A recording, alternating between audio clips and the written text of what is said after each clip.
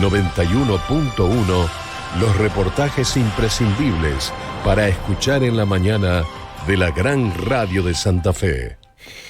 En el año 2018, en abril precisamente, fue un 4 de abril, tuve la oportunidad de charlar acá por aire de Santa Fe con Diana Cohen Agrest, titular de la organización civil Usina de Justicia. Ella es una filósofa, ensayista, divulgadora, investigadora y activista argentina. Todo tiene un proceso. Ella vivió una circunstancia muy especial y muy dura el año 2011. Quiero abrevar de ese reportaje con dos pequeñas partes, pero primero vamos a enmarcar con quién estamos hablando. Bueno, Diana, vos bien lo decías, es filósofa, es una persona que ha investigado mucho, pero además, digamos, tiene un doble sentido esta nota. Ella habla desde el lugar de una profesional que ha investigado y ha trabajado desde la filosofía sobre distintos problemas que también tenemos como sociedad, pero también lo vivió en carne propia, porque hace 10 años, exactamente, en 2011, se produce el asesinato de Ezequiel, su hijo, en una entradera. Y a partir de ahí comienza a investigar y a publicar en diversos medios el estado de la situación de las víctimas de la inseguridad en la Argentina y las falencias que también tiene el sistema judicial. Es una investigación, incluso ella publicó un trabajo que se llamó Ausencia Perpetua, Inseguridad y Trampas de la Injusticia. Primero agradecidos profunda y enormemente porque sabemos de su actividad. Diana, gracias desde aire de Santa Fe. Buen día, gracias por este tiempo. Buen día, Luis, buen día a la mesa, buen día a la audiencia de Santa Fe. Muchas gracias por llamarme. Bueno, les muestro la tapa de aquella nota. A ver, vamos a ponerla en pantalla completa porque ella nos está viendo y está diciendo qué lindo lo que tienen ahí en ese estudio. Está sorprendida. Esta es la nota aquella, de aquel día. Este es el único país donde se mata por un celular. Ese fue el título de la nota de aquel 4 de abril. Y yo voy a tomarme, ahora cuando vuelvo directamente, le estoy contando a la gente que nos ve por televisión, pero a los que no nos ven, los que nos siguen por radio, estamos mostrando el artículo, la nota del 4 de abril en airedigital.com, que es la web de Aire de Santa Fe. Yo extraje de la nota 4 partecitas muy importantes. De esa nota me quedó: ¿quién es el responsable de las muertes? ¿Son los menores o son los jueces que los largaron? Número 2. El derecho penal deja de lado la razón y la moral, y a pesar de ello, siguen usando la razón y la moral. Número 3. Aunque se apueste a la educación, parte de la educación es la justicia. Nos falta diferenciar el bien del mal. Hay que invertir en cárceles, pero nadie lo quiere hacer porque eso no da votos. Y número 4, los menores asesinos en Inglaterra van presos. La mayor parte son menores que usan los mayores. Si bajan la imputabilidad, los menores a utilizar serán más chicos. Es muy interesante estos 4 temas tópicos que tomé. Ahora mi pregunta es, de algo de todo esto que dije, en estos 18, casi todo el 18, 19, 20, estamos cerca de los 4 años.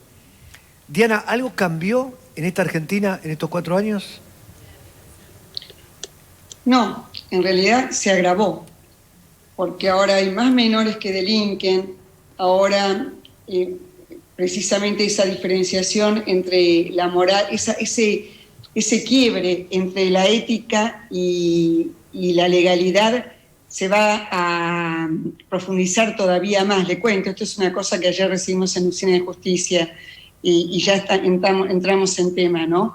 Los jueces recibieron una nota del Servicio Penitenciario Federal donde le dan una serie de alguna manera de regulaciones, de órdenes, para eliminar algunos términos en las evaluaciones que hacen de los presos en caso de que tengan que salir o no. Y uno de los términos es el arrepentimiento.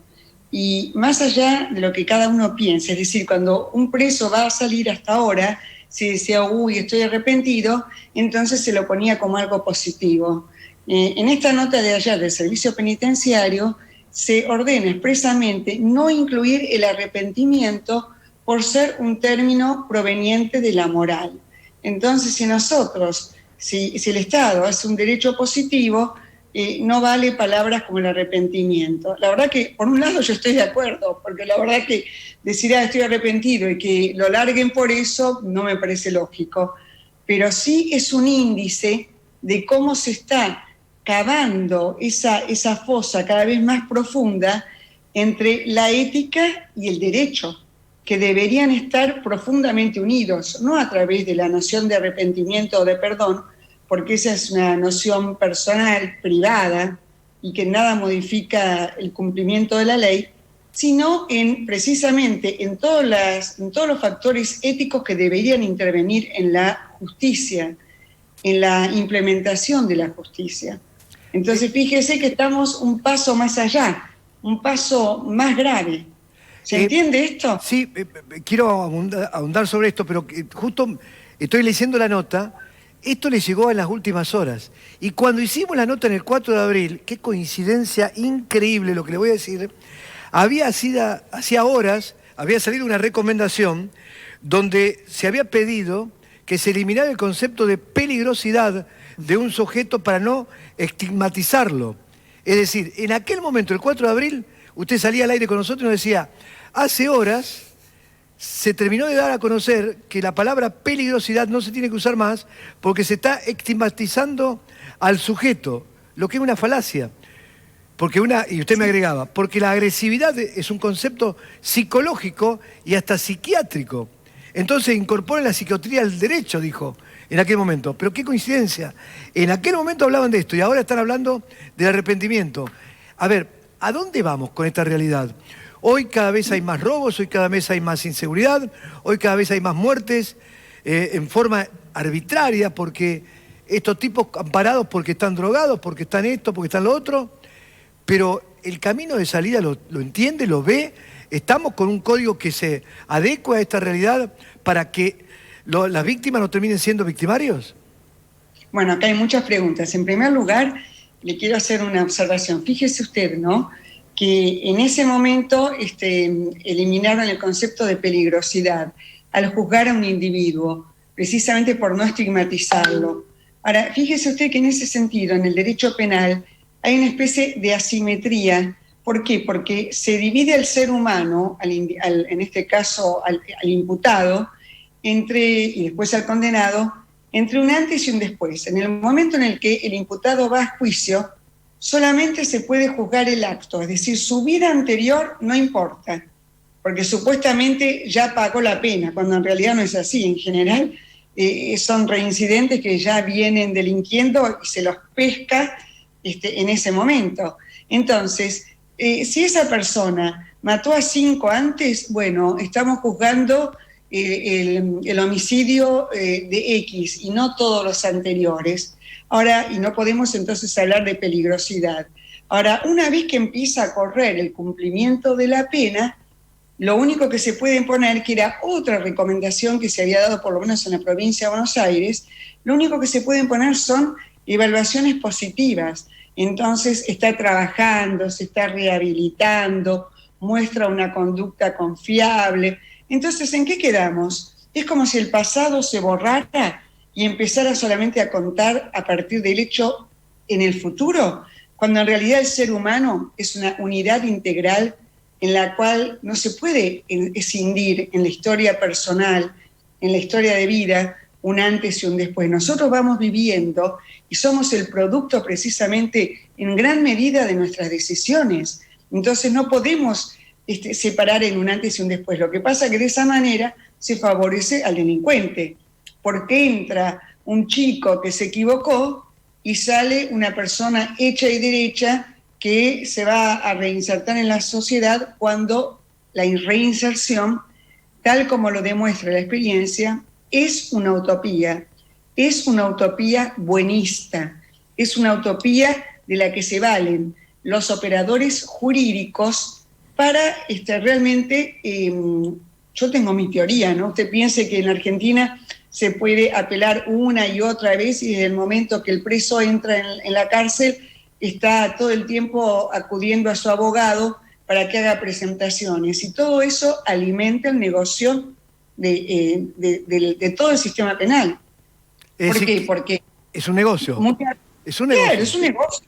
Pero por supuesto, fíjese que la Corte Internacional de Derechos Humanos lo que ordena son 2 instancias. Esto es que el reo, una vez que es condenado, bueno, puede apelar. Si seguramente la querella va a responder, va a hacer otra presentación, puede apelar de nuevo. Esas 2 instancias se transformaron en un doble conforme. ¿Qué significa esto? Que hasta que no tenga 2 tribunales que condenen al reo, entonces el reo todavía sigue siendo inocente. Por lo menos no, sí, porque reincidente, por ejemplo, es alguien que terminó de cumplir la condena. Claro. O sea, es presuntamente inocente, porque todavía, por eso hay tanta gente en la cárcel, porque apelan, y cuando se dice, la cárcel está llena de inocentes, de perejiles, en prisión preventiva, en realidad muchas veces se está refiriendo a esta gente, que como apelan una y otra vez, entonces nunca llegan a tener la sentencia definitiva. ¿Se entiende esto? Totalmente. Antes de pasarle con la mesa, con los chicos de la mesa, ¿qué sintió cuando el año pasado se liberaron una gran cantidad de presos? Bueno, a nivel personal, mucha bronca, pero a nivel institucional, porque usted sabe que yo formo parte de Usina de Justicia, donde somos 20 personas trabajando voluntariamente y realmente a tiempo completo, es una patriada lo que estamos haciendo, que además invito a los oyentes, a la gente del campo, a todos aquellos que nos puedan ayudar, que ingresen en la página de usinadejusticia.org.ar a ver si realmente nos pueden dar una mano donando, porque realmente estamos en condiciones muy difíciles, porque todo esto es realmente una patriada. Pero fíjese usted que en ese momento nosotros hicimos una presentación denunciando. Primero habíamos denunciado la tenencia de celulares en las cárceles, anticipando que se iban a producir delitos. No solamente delitos, hoy en día se comprobó que las grandes mafias, sobre todo ahí en Santa Fe, actúan con los teléfonos y las computadoras desde las cárceles. Después presentamos también, hicimos una segunda presentación para que paren la liberación de presos, que además por el juez Violini, que fue totalmente irregular, porque cada preso, así como es juzgado individualmente, también para ser liberado tiene que ser pasado por una serie de filtros hasta que finalmente, por el juez de ejecución penal, etcétera, etcétera, hasta que finalmente se le da la liberación. Nadie puede liberar alegremente a 4.500 personas de un saque sin haber pasado por ese proceso. ¿Esa fue la cantidad? ¿4.500 presos fueron liberados? Y ayer un ex ministro de Seguridad, pues nadie lo sabe con seguridad, pero Ritondo dijo eso, entonces me imagino que sea una persona que sabe, es un ex ministro de Seguridad. Pero ahí había peligrosos y no tan peligrosos. Ahora, sí, por supuesto. ¿volvieron? Aparte, porque la idea era por un tiempo. Por la pandemia. No volvió nadie. Yo siempre digo, nosotros pecamos de ingenuidad. ¿Quién piensa que van a volver cuando en realidad esta liberación de presos se usó a la pandemia como una excusa? Porque desde Usina de Justicia, en el año anterior, en diciembre de 2020, nosotros fuimos a la provincia de Buenos Aires a hablar con una autoridad para formar parte de la mesa de diálogo, donde estaban supuestamente la Asociación por la Memoria, la Asociación de Familiares de Presos. Bueno, realmente fracasamos porque nunca pudimos participar de esas mesas. Entonces eso ya lo venían pensando desde el año anterior, por lo menos. Cuando vino la pandemia, aprovecharon, a pesar de que, fíjese que la cárcel fue uno de los lugares más seguros del país, porque prácticamente no se produjeron contagios. Entonces, ¿por qué? Porque era una comunidad cerrada, precisamente. Entonces difícilmente se contagiaran. Lo que pasa que, no sé, yo creo que nosotros los argentinos pecamos de ingenuidad. Muchas veces nos creemos cosas y cuando son tan obvias, cuando nos perdemos de hacer una lectura, una metalectura de lo que nos dicen. Y si usted me permite, yo también le quería anunciar una primicia. Estuvimos pensando en Usina de Justicia, ¿no? y acá voy a mirar porque, bueno, esto, yo no soy abogada y todo esto lo hacemos con abogados. La idea es realmente pedir ser el abolicionismo, porque de lo que se trata todo esto es del abolicionismo. Esto es no del garantismo. ¿Por qué? Porque yo me acuerdo hace 10 años, cuando empecé con esta lucha, la gente, yo hablaba de abolicionismo, me decían, no, es un garantismo mal entendido. Y no es un garantismo, porque garantistas somos todos. No es que están garantizando los derechos y las garantías de los imputados, sino que lo que quieren es precisamente implosionar el sistema penal, que no haya cárceles, que no haya presos. Tanto es así, y acá hago un breve paréntesis, que nosotros después presentamos también un amparo pidiendo la construcción de cárceles, porque fíjese usted que una de las excusas para liberar a los delincuentes es que no hay lugar para tenerlos. Entonces, el presupuesto del Servicio Penitenciario Federal está subejecutado, que construyan cárceles, pero que dejen de liberar. Bueno, cierro el paréntesis. Entonces, ¿qué es el abolicionismo? Es la teoría penal según la cual la pena no tiene sentido alguno, es una violación de los derechos humanos de quien delinque y que todos deberían ser liberados o cumplir, ni siquiera eso, pero incluso la prisión domiciliaria o ¿cómo se llama? La pulsera electrónica, podrían pertenecer a lo que se llama un minimalismo penal, que es lo que encontramos en este momento, porque estamos orientados al abolicionismo pleno. Entonces, como paso intermedio, dicen, no fue liberado, está con prisión domiciliaria, que fue el caso precisamente de esta gente que soltaron. Los mandaban a prisión domiciliaria. Fíjese usted, un hombre que está en la cárcel, quizás porque violaba y le pegaba a la mujer, vuelve a la casa, ¿quién lo va a recibir? Una madre que recibe al hijo y a duras penas ella se puede mantener, ¿va a recibir al hijo delincuente? Aparte, ¿en qué casas? ¿En qué hogares? Si en la mayor de los casos viene de hogares destruidos que ellos además colaboraron con destruir. Entonces es una ingenuidad, porque esa gente siguió delinquiendo, armó nuevos negocios y por eso está matando a la gente que está matando. Bueno, entonces le cuento. La idea es basarnos en el Código Penal Nacional, en el artículo 213, que dice así: será reprimido con prisión de 1 mes a 1 año el que hiciera públicamente y por cualquier medio la apología de un delito o de un condenado por delito. Entonces nosotros nos preguntamos, ¿qué mejor homenaje al Código Penal, que ha cumplido 100 años el 3 de noviembre, que incluir al abolicionismo dentro del artículo vigente 213 del Código, que se lo conoce como apología del crimen? Porque lo cierto es eso, cuando uno libera a un delincuente, se está haciendo una defensa del delito.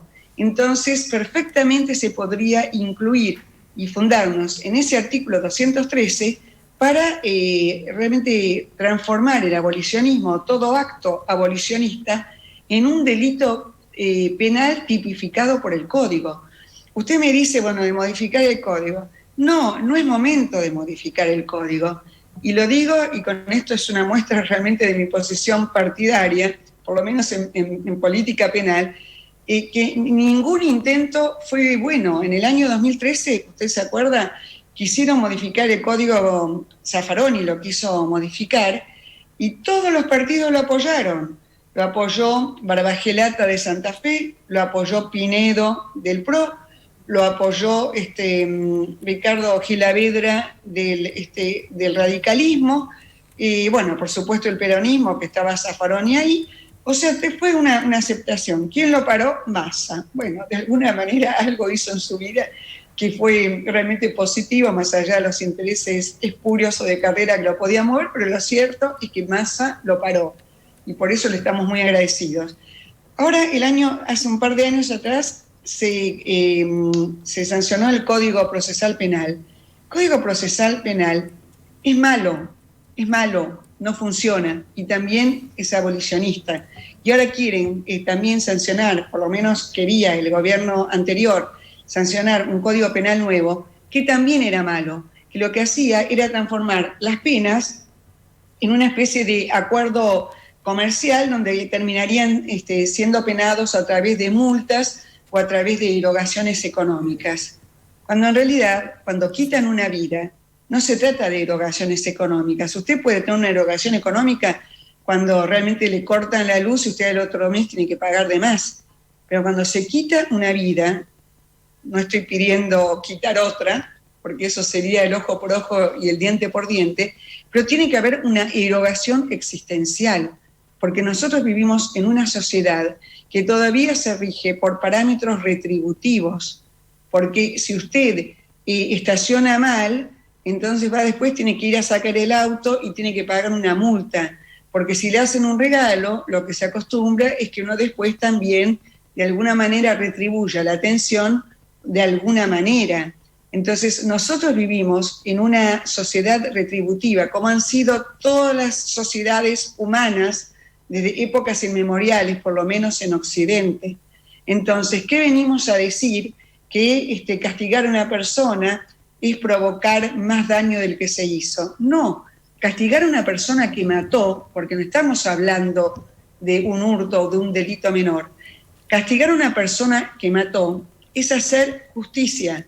Esa Diana, palabra olvidada. Hablando Sí. de hacer justicia, nosotros lo que venimos viendo y charlando en la mesa y charlando con los vecinos mismos, es que se rompió en toda esta estructura social, que hoy tenemos a los vecinos saliendo a hacer justicia por mano propia. O sea, no sé si en un momento te has planteado vos también desde tu experiencia de haber perdido un hijo en una situación de violencia y de inseguridad, en tener que salir a poner el cuerpo y salir a hacer lo que el sistema no te está dando, que es brindarte seguridad y brindando justicia.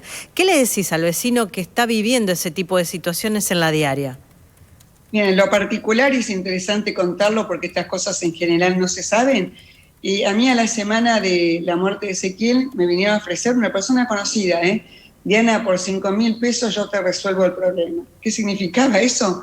Matarlo al asesino de mi hijo. Pero en realidad, si yo tuviera que hacer algo, nunca lo haría contra el asesino, sino que lo haría contra los jueces que largaron ese asesino.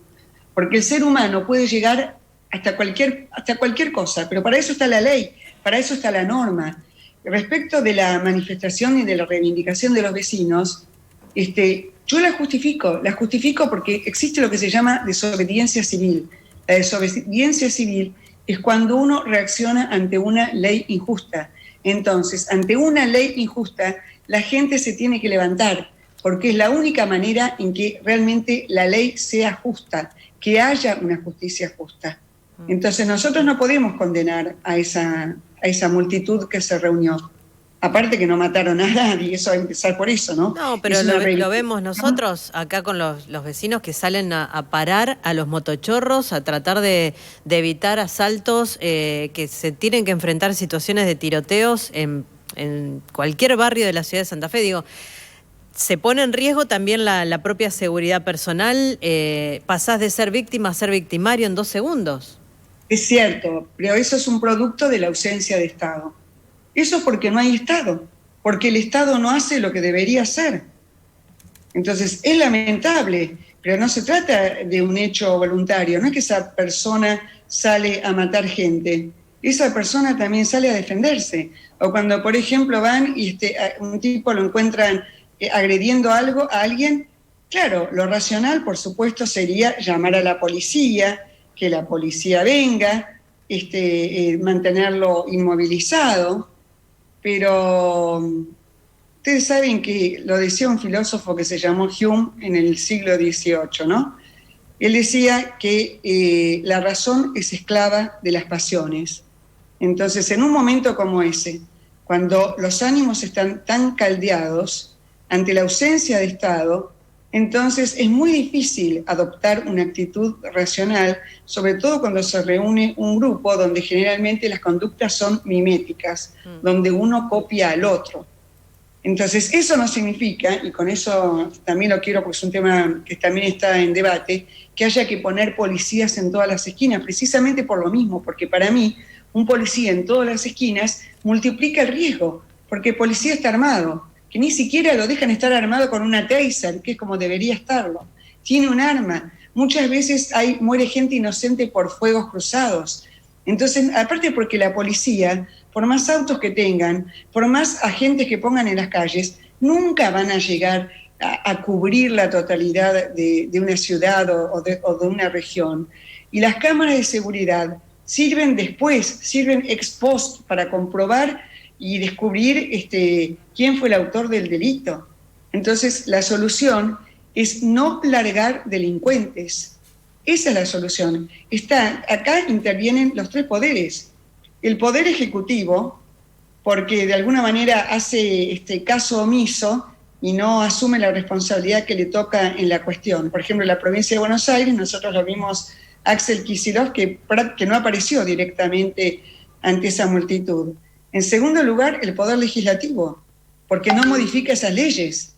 Y en tercer lugar, y fundamentalmente, el poder judicial, que no solamente no las modifica, sino que además las ablanda, precisamente orientados a este abolicionismo penal que nosotros estamos decididos a penalizar, a que realmente se respete el Código Penal. Entonces, no hagan códigos nuevos, porque los códigos que se propusieron, no solamente el del 2013 que mencioné, sino también en el 2017 o 18 se propuso un código penal y realmente era muy, pero muy malo también.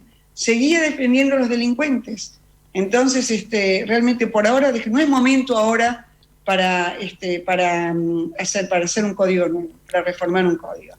Diana, gracias por su tiempo, ha sido muy clara, didáctica, con opiniones que para una parte de los oyentes o televidentes pueden no estar muy de acuerdo, porque esto es lo bueno que tiene el Estado de Derecho.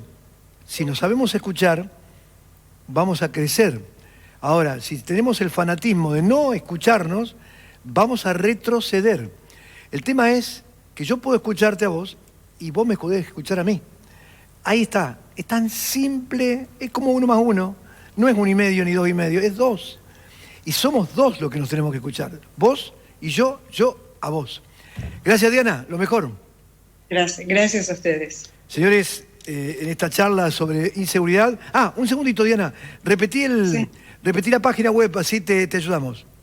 info@usinadejusticia.org.ar. También comento que hay un grupo de acompañamiento que cuando se produce un homicidio, pueden llamar o pueden escribir a la página, que nosotros nos comunicamos inmediatamente con la mamá, con el papá, con el hermano, con el hijo, y realmente los ayudamos, le hacemos un acompañamiento legal, los asesoramos legalmente, los acompañamos a lo largo del proceso, los acompañamos en el juicio, lo difundimos.